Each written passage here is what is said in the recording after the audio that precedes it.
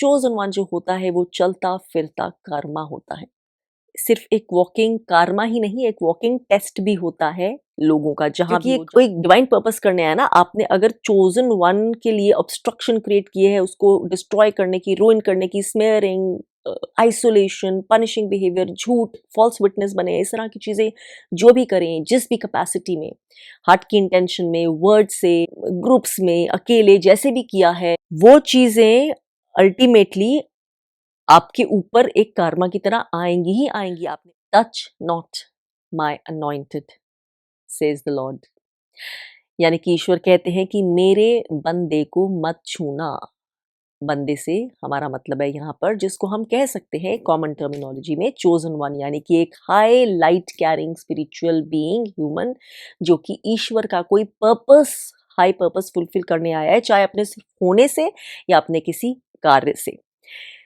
Healing का purpose, higher awareness का purpose, spiritual extension का पर्पस, अर्थ की वाइब्रेशन बढ़ाने का पर्पस, जिस भी तरह में वो रोल उसके लिए निर्धारित है।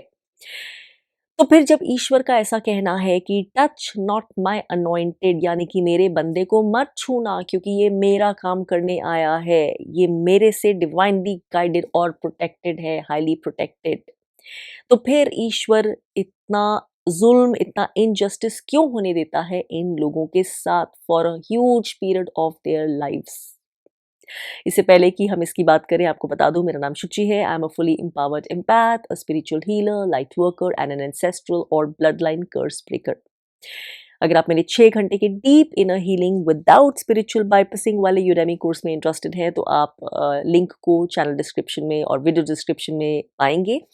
चैनल मेंबरशिप में इंटरेस्टेड है तो उसका लिंक भी हमेशा वीडियो डिस्क्रिप्शन में दिया होता है। अगर आप बाकी सभी वीडियोस को अपनी फीड में चाहते हैं तो मेक श्योर कि नोटिफिकेशंस का बटन आपने प्रेस किया हुआ है। तो टच नॉट माय अनॉइंटेड कहने के बाद भी ईश्वर अपने अनॉइंटेड को, या जिन जो चुनिंदा हैं, उन्हें क्यों ऐसी ही जगहों पर भेजता है, ऐसे ही परिवारों में जन्म देता है जहां पर उसे पता है इनको छुआ जाएगा ही, छेड़ा जाएगा ही, यूजुअली इनके साथ टॉक्सिक या अब्यूजिव कंडक्ट होगा ही, क्योंकि ये इतने अलग हैं, इसलिए हो ही नहीं सकता इनको उस तरह का नॉर्मल ट्रीटमेंट, नॉर्मल लाइफ मिले, ये फिट इन होने वाले लोग ही नहीं है। तो फिर इसका क्या मतलब है, फिर इस तरह के सराउंडिंग्स में क्यों भेजता है? इसलिए भेजता है क्योंकि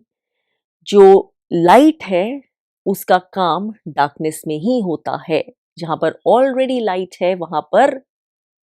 और लाइट देकर कोई पर्पस सॉल्व नहीं हो रहा है। जैसे कि स्ट्रैटेजिकली डिप्लॉय किया जाता है ना चीज़ों में, इवन वॉरफेयर में या आर्मी में स्ट्रैटेजिकली डिप्लॉय किया जाता है, किसी को कहीं भेज बदल के आर्मी कैंप्स में, एनिमी कैंप्स में, या कहीं, उसी तरह से समझ लीजिए चोजन वंस को भेजा जाता है एक डिस्गाइज में, जो उन्हें भी नहीं पता होता कि डिस्गाइज में है। ये अवेयरनेस भी उनके लेसन्स सीखते सीखते ही आती है, एक हाइटेंड अवेयरनेस के बाद, जब बहुत सारा ट्रॉमा हील हो चुका होता है, बहुत सारे शैडो हीलिंग हो चुकी होती है, शैडो साइड्स इंटीग्रेट हो चुकी होती है, अवेयरनेस हाइटेंड हो चुकी होती है, तो उन्हें इसी तरह से स्ट्रैटेजिकली, यूजुअली इतनी डार्क, टॉक्सिक या लो वाइब्रेशनल या फिर एंसेस्ट्रल जो कर्सेस कैरी करती हैं, ऐसी फैमिलीज में भेजा जाता है। इन फैमिलीज की बात मैं बहुत सारे वीडियोस में ऑलरेडी कर चुकी हूँ, ताकि यहाँ पर जब वक्त आएगा, उनकी बूट कैंप स्टाइल ट्रेनिंग होती है, यहीं से शुरू हो जाती है ऑब्वियसली, बिकॉज इतने अलग हैं, इतने डिस्फंक्शनल पैटर्न्स में, डार्क पैटर्न्स में भेज दिया। ऑफन ये स्केप गोट्स बनाए जाते हैं, बड़े होते होते धीरे धीरे इनको टारगेट किया जाता है, आइसोलेशन होती है, स्मेयरिंग होती है, बहुत कुछ होता है। मतलब एक एवरेज इंसान को अगर इतना कुछ वो झेलना पड़े जो ये इंसान झेलता है, तो शायद वो नहीं ले पाए, शायद वो क्विट कर दें, दिल be out of the game, give up कर दें या ब्रेक डाउन हो जाए। तो बहुत इस तरह की चीजें होती हैं, क्योंकि उनकी स्ट्रेंथ भी जो है ईश्वर से ही आ रही होती है। तो ये सारी बूट कैंप स्टाइल ट्रेनिंग जो होती है कि वो अपना पर्पस डिस्कवर कर सकें, discovering of who I am का पार्ट होता है ये, और दूसरा उनकी स्ट्रेंथ और रेजिलियंस बढ़ रही होती है, साथ में उनकी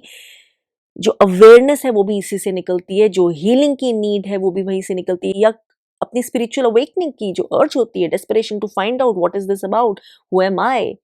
या अगर मुझे ऐसे फील होता है या वैसे फील होता है तो क्यों होता है, इसका सत्य क्या है, तो वो सारी चीजें वहीं से निकलती हैं। तो कीचड़ में ही कमल खिलता है ना, तो सारी वो जो ट्रेनिंग होती है उससे रेजिलियंस, स्ट्रेंथ और बढ़ती है, और अवेयरनेस और हाइटेंड होती जाती है, ताकि जब वो फाइनल मोमेंट ऑफ ट्रूथ आए, जब वो डिवाइन टाइमिंग में कि उसको अब वो ऐसा कुछ मोटा काम करना, एक्शन लेना है जो वो करने आया था, तो वो अपनी शैडो साइड इतनी इंटीग्रेट कर चुका हो कि अब वो सही एक्शन ही लेगा। वो ट्रॉमा बॉन्ड्स के थ्रू, को डिपेंडेंसीज के थ्रू, गिल्ट ट्रिपिंग, शेम के थ्रू, स्केपगोटिंग के थ्रू, अनहेल्दी लॉयल्टीज के थ्रू, हेज के थ्रू, इल्यूजन्स के थ्रू अपने एक्शंस नहीं करेगा, क्योंकि अगर ऐसे करा तो फिर वो उसका पर्पस डिफीट हो जाएगा। तो जब लोग किसी चोजन वन के अगेंस्ट एक्ट कर रहे होते हैं झुंडों में या अकेले, तो वो चोजन वन का इतना नुकसान नहीं कर रहे होते, क्योंकि उसका तो जो है वो ईश्वर देख ही लेगा। जो भी उसको पेन भी मिलेगा अल्टीमेटली वो अल्केमाइज कर ही लेगा, because this is a powerful healer, somebody who goes deep within and takes accountability. तो इसलिए जो ये सब उसके अगेंस्ट कर रहे होते हैं वो उसका नुकसान नहीं कर रहे होते इतना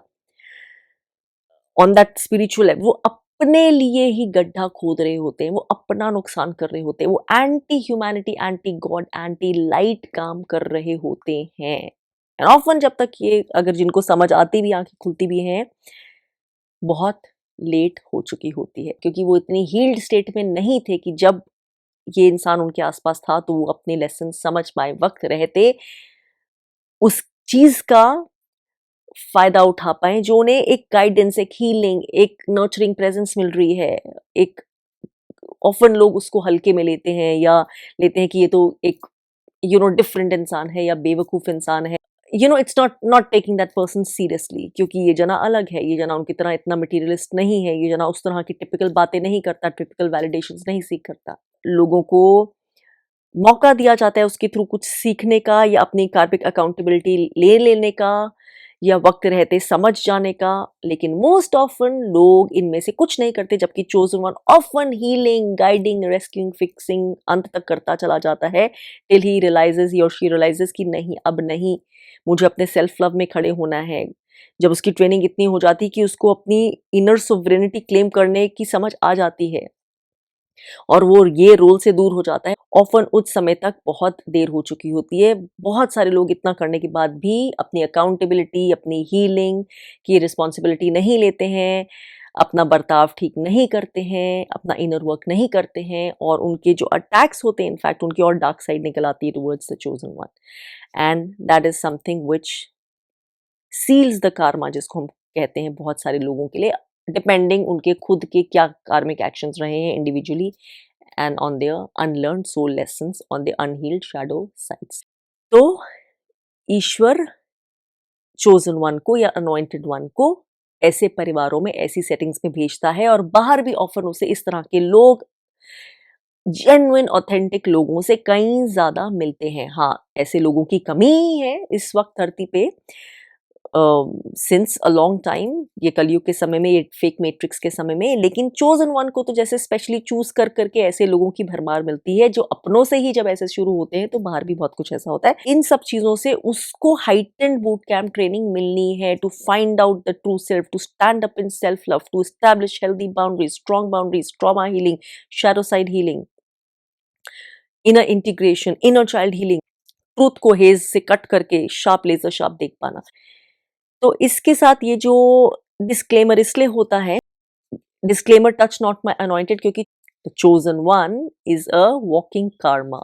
विदाउट नोइंग, अवेयरनेस नहीं है इस चीज की, लेकिन चोजन वन का बहुत एक वाक्यों के कार्मा का कैटलिस्ट भी होता है। मतलब जिस तरह से कोई इंसान उसको ट्रीट करेगा उसी तरह से अल्टीमेटली उस इंसान का कार्मा ट्रिगर होता जा रहा है। वो कार्मा का रिजल्ट्स उसको कभी भी मिले, इंस्टेंट भी मिल जाते हैं बहुत बार, या अल्टीमेटली डिपेंडिंग ऑन किस तरह की एसोसिएशन है उसकी लाइफ में, ये कौन है, सगे संबंधी है, ये कोई जो एक दो बार मिलने वाले हैं, depending on that and various other factors, क्योंकि उन लोगों के भी लेसन्स कनेक्टेड होते हैं। तो depending on the depth of the association, कैसा रिलेशनशिप है, क्या है आप उनकी जिंदगी में, ये कार्मा ट्रिगर हो जाता है from the moment how you start treating the chosen one. क्योंकि यूजली लोग फेयरनेस से नहीं ट्रीट करते हैं चोजन वन को, तो एक नेगेटिव कार्मा का चेन ट्रिगर होना ही होना है कभी ना कभी, जो उनकी लाइफ में वो सारी जो एक लो वाइब्रेशनल चीजें हैं, जो लैक, जो लॉस, जो इनर लैक ऑफ पीस, वो सारी चीजें क्रिएट करता है, जो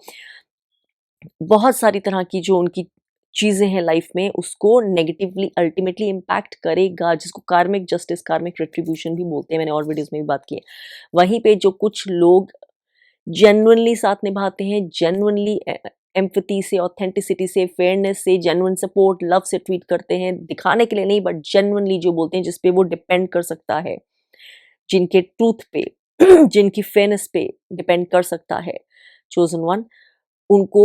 उसी तरह का गुड कार्मा उनका अक्यूमुलेट होता है और ऑफर उनको मिलता भी जाता है साथ में। जो मुश्किलें हैं वो घटती जाती हैं, कम होती जाती हैं, जस्ट इवन बाय एसोसिएशन। बहुत सारी जो चीज़ें मुश्किल होती हैं वो पहले ही टल जाती हैं।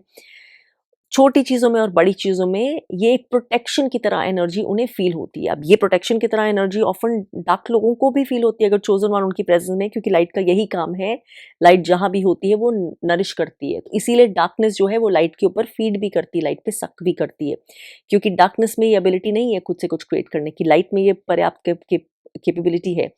तो इसलिए बहुत समय तक चोजन वन जिनका एक्चुअली नेगेटिव कार्मा बन रहा है उसको नेगेटिवली ट्रीट करने के लिए उन लोगों का भी एक तरह से प्रोटेक्शन हो रहा होता है, या उनका भी जहाँ पे कुछ क्रिएशन नहीं होनी होती उनका भी फिर भी गुड फॉर्चून हो रहा होता है। तो अल्टीमेटली ईश्वर के जब वो समय आ जाता है, निर्धारित समय, जैसे भी,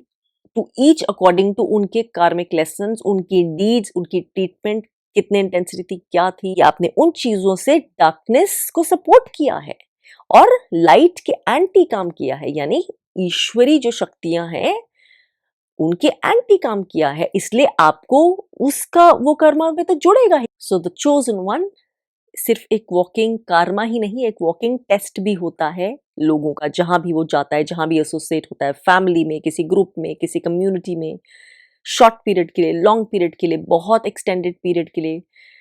वो एक टेस्ट की तरह भी होता है, लोगों का टेस्ट। अगर चोजन वन के बहुत सारे टेस्ट होते हैं तो चोजन वन खुद भी एक टेस्ट की तरह ही होता है लोगों के मध्य में, अ डिस्गाइज्ड हिडन टेस्ट, जो लोगों की ही प्रवृत्ति उनके सामने खोल रहा होता है, लोगों की खुद की डार्कनेस या फिर लाइट एक्सपोज कर रहा होता है। और ऑफन वो चीज उनके खुद के ऊपर, खुद को भी एक्सपोज हो जाती है उनके लिए, या आपस में एक्सपोज हो जाती है। तो या तो वो टेस्ट में फेल होते हैं अल्टीमेटली, या पास होते हैं। अनफॉर्चुनेटली मोस्ट लोग फेल ही होते हैं, because that's why the chosen one is set in such dark settings. वहां पे अगर लोग इतने हील्ड ही होते तो शायद उसके वहां जाने की जरूरत ही नहीं होती, या उसको इतना पेन सहकर ट्रांसम्यूट करने की जरूरत ही नहीं होती, अगर ऑलरेडी इतने हील्ड, इतने हाई वाइब्रेशनल एनवायरमेंट्स होती। और इसीलिए ये एक वॉकिंग टेस्ट की तरह, एक वॉकिंग कार्मा की तरह होता है, कार्मिक रेट्रीब्यूशन का चैनल होता है। और इसके लिए चोजन वन खुद कुछ नहीं कर रहा होता है। जैसे कि मैंने पहले भी वीडियोस में कहा है कि अगर आप एक ब्लेमलेस क्लियर सोल हैं, आपको वैसे भी किसी के प्रति कुछ नेगेटिव इंटेंशन, नेगेटिव विशिंग करनी ही नहीं होती है, रिवेंज तो दूर की बात है। हाँ, आप जस्टिस की इंटेंशन रख सकते हैं, ईश्वर में ट्रस्ट रख सकते हैं कि जस्टिस होगा, फेयरनेस होगी, that is all the rule you have. लेकिन क्योंकि आपकी जो प्योरिटी मेंटेन करना है, जो आपका पाथ की जो लाइट है मेंटेन करना है, आपकी रिस्पॉन्सिबिलिटी भी उतनी ही बड़ी होती है जो आप काम करने आए, कि आप अपने आप का पाथ जो है वो क्लीन रखें, ईश्वर में आपका फेथ इंटैक्ट रहे। आपको उस तरह की तुच्छ हरकतें नहीं करनी हैं जो आपके साथ इतने सारे लोगों ने की है या करते आए हैं। That is also what sets the chosen one apart. लेकिन जब ये सब बातें समझ आती है, ऑफन बहुत देर हो चुकी होती है, और तीर जो है डिवाइन कार्मिक रेट्रीब्यूशन का वो निकल चुका होता है, क्योंकि इससे पहले बहुत चांसेस दिए होते हैं डार्कनेस के बीच में, कि डार्कनेस जो है वो लाइट ढूंढ सके। लेकिन जब ऐसा नहीं होता है तो फिर वही होता है जो मंजूर खुदा होता है।